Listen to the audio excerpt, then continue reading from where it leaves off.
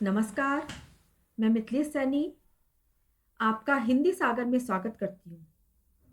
पिछले वीडियो में हमने सूरदास के पद का पहला और दूसरा पद समझा। अब हम तीसरा और चौथा पद समझते हैं। तो चलिए शुरू करते हैं। तीसरा पद। हमारे हरि हारिल की लकड़ी, मन क्रम वचन नंदन नंद नंदन उर, यह दृढ़ करी पकड़ी, जागत सोवत स्वप्न दिवस निसी, कान्हा कान्हा जकरी, सुनत जोग लागत है ऐस्यो, जो करियोई ककरी। हमारे हरि हारिल की लकड़ी। हमारे हरि, गोपियां उद्धव से कहती हैं कि हमारे लिए श्री कृष्ण भगवान एक हारिल नामक पक्षी की लकड़ी के समान है। जिस प्रकार हारिल पक्षी लकड़ी को अपने पंजों में दबाए रखता है, उसी प्रकार श्री कृष्ण के प्रेम को उन्होंने दृढ़ता पूर्वक पकड़ रखा है। वह कहती हैं कि हे उद्धव, हमने मन क्रम वचन नंद नंदन उर, मन से, कर्म से, वचन से नंद नंदन उर, नंद बाबा के नंदन को यह दृढ़ कर पकड़ी, दृढ़ता पूर्वक पकड़ रखा है। जागत सोवत स्वप्न दिवस निसी, कान्हा कान्हा जकरी।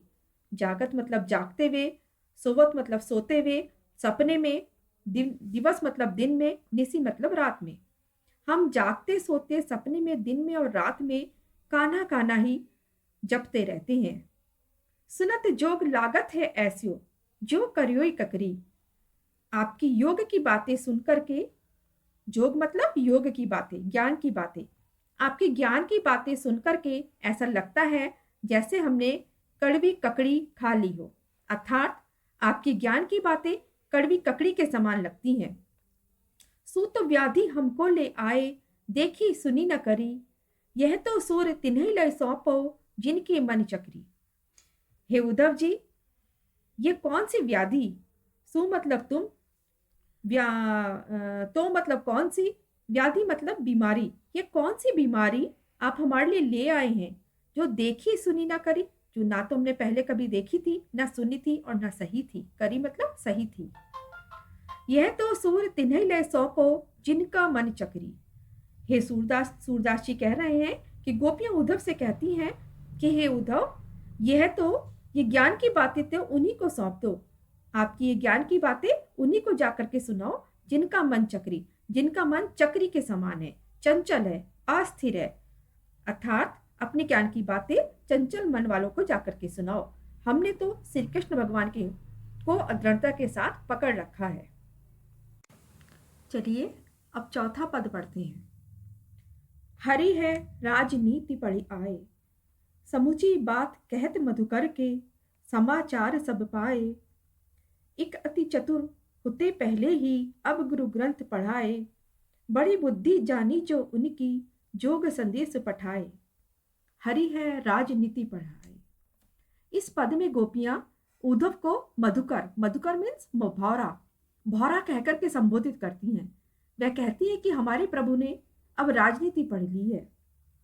समुची बात कहत मधुकर के, हम तो पहले ही समझ चुके थे, समाचार सब पाए। अब हे मधुकर, अब हमने सारे समाचार भी आपसे पा लिए हैं।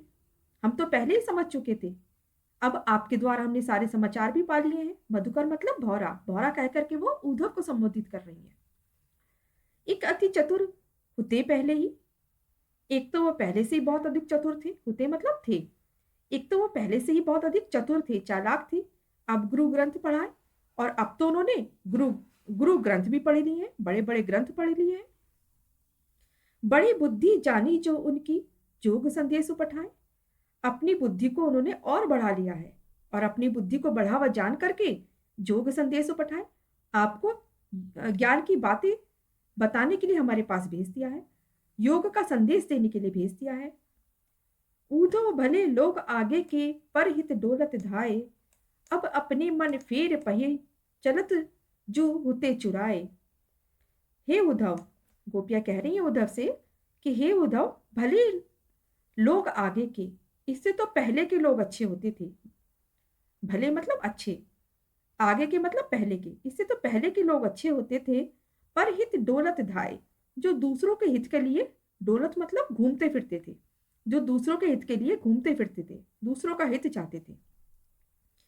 अब अपने मन फेर पही है, चलत जो हित चुराए।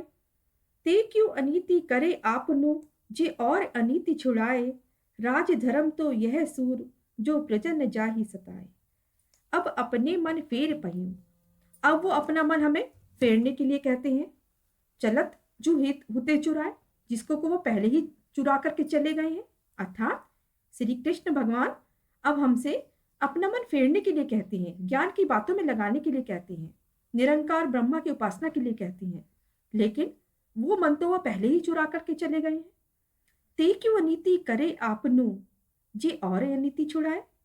समझ नहीं आता है कि वो अब अपने आप क्यों अनीति कर रहे हैं, क्यों अधर्म के मार्ग पर जा रहे हैं।